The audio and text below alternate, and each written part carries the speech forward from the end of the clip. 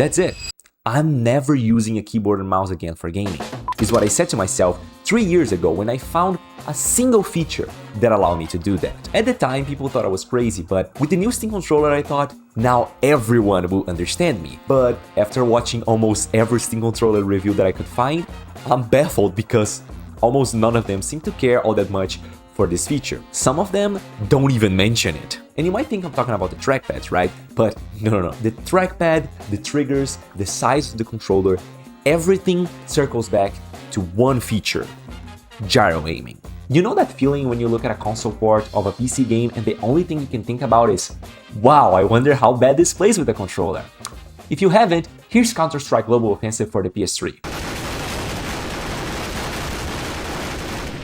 Yeah, I cringed too. As we all know, using sticks for aiming or controlling a cursor sucks. Unlike mice, sticks don't follow your physical movements. Your thumb might not be moving, but as long as it's pushing the right stick, the camera will keep moving. So to make sticks bearable, developers added dead zones, filters, acceleration curves, and all kinds of aim assists. Compared to a mouse where not only you can move the camera and do a bunch of actions at the same time, but if you move, the pointer will follow your movements one to one. Gyro works the same way, but I don't blame you if you don't believe me. Gyro is often misused in gimmicky implementations that no one likes and no one asks for, but it can also be used to achieve mouse precision on a controller. Now, guess what option every major game chooses to use gyro for?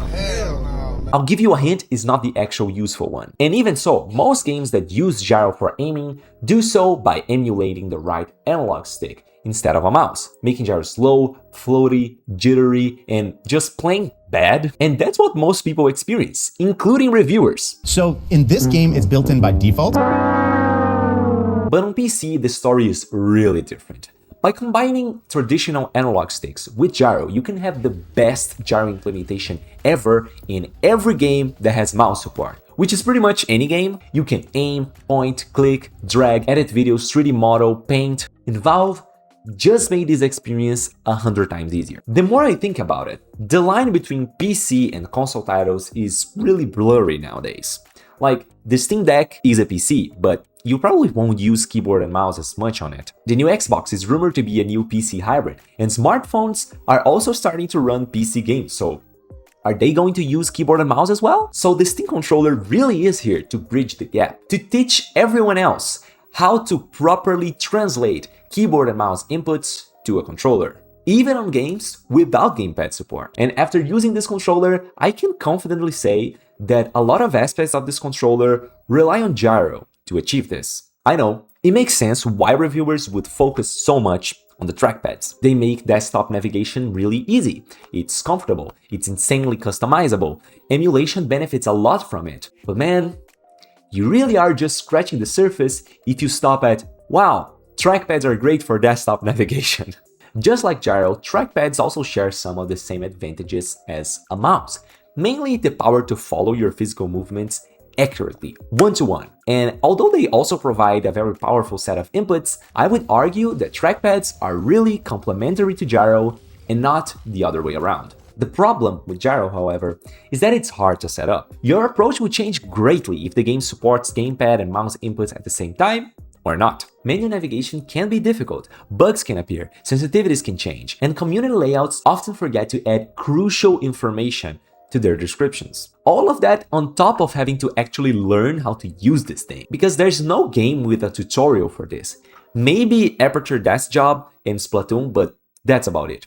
It's complicated, it makes gyro feel intrusive. Besides, you're already on PC, so why not just leave keyboard and mouse for more precise games and the controller for less precise games? Like, how and why are you supposed to use this thing? And how does the Steam controller fixes any of this? For me, it's really simple. I just don't care about being a professional player, and controllers are just much more comfortable. Besides, it's much easier to go from my desktop PC to my TV. So here's how you can use gyro. Gyro can be used in a variety of ways. The most common method is to use the right analog stick to look around, and then moving the controller by slightly moving your wrists to actually aim and track targets. But there are also other aiming methods, like you can replace the right analog stick with the right trackpad. You can use FlickStick to snap to the angle that you pointed with the right analog stick.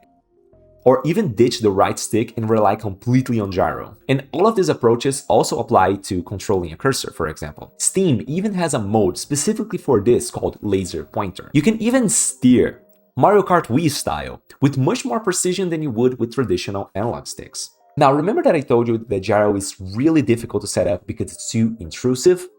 Well, the Steam controller lets you choose when gyro will be enabled, and that's important for menu navigation and for repositioning the controller. After all, just like a mouse, you will need to reposition. For a mouse, the repositioning command is just the act of lifting the mouse from the mousepad, but with gyro, we kinda need a button for that. Most native games don't even bother with this because they just assume that you will use the right analog stick to recenter your camera. Besides, every button is already being used by something important in the game, so you may think this is where the back buttons come in, but no.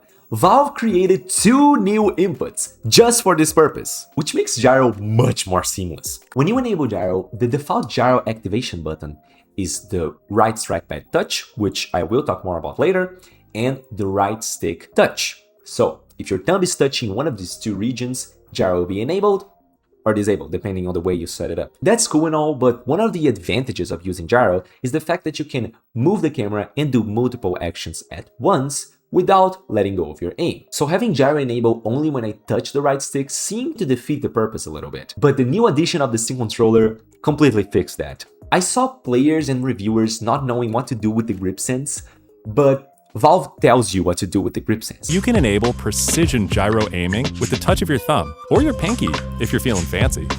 And let me tell you, after using this controller for a couple weeks, I keep opening my hands when I'm using other controllers, expecting gyro to pause. I used to use a DualSense before the Steam controller, and my button to pause gyro was R3. But now I don't have to sacrifice any commands or create crazy workarounds. Every button is here and accounted for. I just have to slightly open my hands to reposition the controller. And this is extra satisfying to do with the gyro momentum feature. So when gyro is disabled, Steam will keep sending mouse inputs kinda like a trackball. And this makes repositioning extra satisfying. I saw some reviewers complain that they missed the trigger stops, kinda like the 8bit2 Ultimates 2 and the DualSense Edge. For gyro gamers, this is actually really important, because gyro is so precise that button presses can cause unintentional movement. Over the years, gyro players always chose the buttons that provide more stability. For example, on the DualShock 4, it was common to swap R2 with R1 to shoot, because the travel distance of the trigger made gyro less stable. On the DualSense, however, R1 became so heavy to press that I switched back to R2. But the Steam controller has a soft analog trigger with a short travel distance, to the point that I didn't even miss the trigger locks all that much. Also, I rarely push the trigger all the way, and I can even make the trigger more sensitive if I want to. Although the bumpers of the Steam controller feel like the DualSenses, they are much more stable, so no more bounce back. Also, they're huge, allowing me to hold the controller with both fingers on the back. Other controllers, more often than not, feel cramped when doing this. Besides, I find gyro to be much more stable when I hold the controller like this. Also, this controller is just as wide as the DualSense, maybe even a bit more, with a grip that feels easier to wrap my whole hand around, making my range of movement much wider and more comfortable compared with smaller controllers like the DualShock 4 and Switch Pro controllers. Remember that I said that the default gyro activation command was the right trackpad touch? Valve is saying that we should combine trackpads with gyro, and they're right. As I said before, trackpads share some of the same advantages of a mouse, like following your movements one-to-one. The thing is, they lack range. You can fine-tune the settings to improve this, but you know what else has a great range that can accurately track targets? Trackpads and gyro perfectly complement each other. They improve on the weak parts of each input. And that's why I think it's funny when I see projects like these, because they're clearly missing the much more meaningful solution that almost every other controller already has. Which brings me to my next point. I know back buttons are great for not lifting your thumb from the right stick, which is extremely helpful when playing with traditional controls. So you would think there's no way I can twist this to just say that back buttons are here just to make the gyro experience better. But the truth is, a good joystick layout is also a good gyro layout. Not lifting your thumb from the right stick or the right trackpad decreases the amount of time you need to reposition the controller, and it makes the times that you do need to reposition the controller way easier. Besides, I always felt like the trackpads were a bit too far away from the face buttons, So adding the face button actions to the back buttons made the trackpad experience much more comfortable. Not only that, but Steam allows you to bind extra commands to the back buttons. Unlike other controllers where you can only copy a button that's already on the controller, Steam lets you bind completely new actions that were never on the controller to begin with. And that's the magic of the Steam controller. You could argue that all of these features have already been implemented in other controllers, but it's really rare to have all of them in a single device, compatible with the easiest and most robust remapper we have today. Valve just took all of the cool things about every other controller and combined them into one. So, can the trackpads replace sticks, or are trackpads just as good as a mouse? Guys, get real. Of course not. Not by themselves, but with all of these features together. Maybe. Some people have already done that with controllers that came prior to the Steam controller, and they found much more success with gyro aiming than with trackpads, by the way. I myself completely ditched the gyroless lifestyle that I lived before. I have a keyboard and mouse in front of me, but I never use them for gaming. Like, this is my jam. The Steam controller just made it easier for you to go from this to this. Also, I don't know where to fit this, but no one seems to mention how good this controller smells. I'm not kidding. Like, this controller smells amazing, and this more than justifies a $100 price tag. Now, I've been using the Steam controller every day for the past month, but it isn't perfect. The sticks aren't covered in metal like the 8BitDo Ultimate 2, so they will rub on the plastic shell, and over the years, they can wear out. Some reviewers mentioned that the plastic feels cheap, although I don't feel that. I did put mine on a bag full of cables and other controllers, and when I pulled it out, I saw 2 scratches on the left handle. So this shell is prone to scratching. I also saw people mention that the sticks are too close together, or that the triggers pinch against their fingers, or that the screw holes are noticeable when playing. But really, I haven't noticed any of that. What I did experience, however, was Steam input being glitchy. I have a ton of experience with Steam input. This whole channel is all about the ins and outs of this thing. And I was a consultant on Deadlock. The default controller scheme for that game is largely inspired by my layout. And I literally go out of my way to buy games on Steam just to use Steam input, which is important for this controller because this is a Steam controller, so it only works on Steam. Even on non-Steam games, you need to use extra programs to make Steam input work on them. So you would think that Steam input, it's perfect, right? It should work flawlessly. But unfortunately, check this out. Let's say I'm rebinding the back buttons.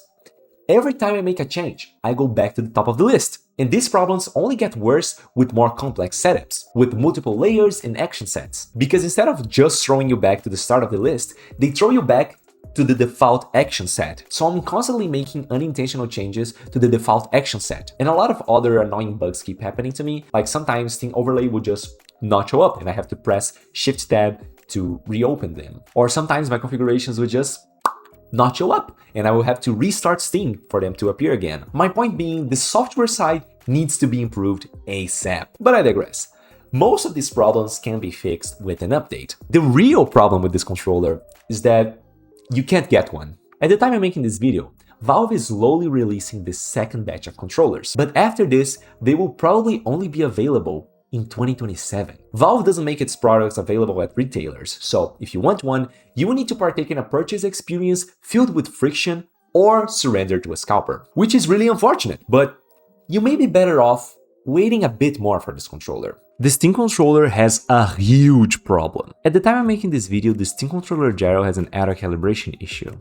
Your reticle will go a bit backwards after small movements, making it really hard to track targets, which, you know, is the entire point of this feature. This happens because the controller is reading small movements as noise, so it's trying to auto-calibrate itself. Valve already promised an update to fix that, but until that update comes, I cannot fully recommend one of the most perfect controllers that I have ever used. So please be on the lookout for that, because when that's fixed, I 100% recommend this controller. All in all, Valve really bridged the gap for me. I never felt so much freedom using a controller before, and all my needs are being met with this controller. I didn't even have time to talk about the D-pads, or FlickStick, or my preferred trackpad layout. I feel like I can play shooters, platformers, card games, strategy games, racing games. Nothing seems out of range for this controller. alongside TMR sticks that make FlickStick buttery smooth, a staggering 35-hour battery life, a charging puck that doubles as a receiver that guarantees good latency and pooling rates, an extremely powerful remapper that allows me to customize the controller to do whatever I want. For me, this controller is as close to perfect as you can get, minus the hopefully fixable gyro auto calibration issue. And it's only $100. Like, there is nothing else in this price range that even comes close to this. So if you want to try all of these features with a controller you probably already own, but you don't feel like messing with all of the settings, I spent the last 3 years making gyro, FlickStick, and trackpad layouts for a bunch of games, and my layouts are compatible with pretty much any controller. So if you want to learn more, check this video out. Don't forget to like, share, and subscribe. Thank you so much for watching. Shout out to my Patreons, Mitchell, Shane Kellen, Carton Ivy, Roger Dogood, Orlando, Christopher Fox, Dana Oath, Easy, Ars Poetic, and Oryx Gazella. Thank you so much for watching.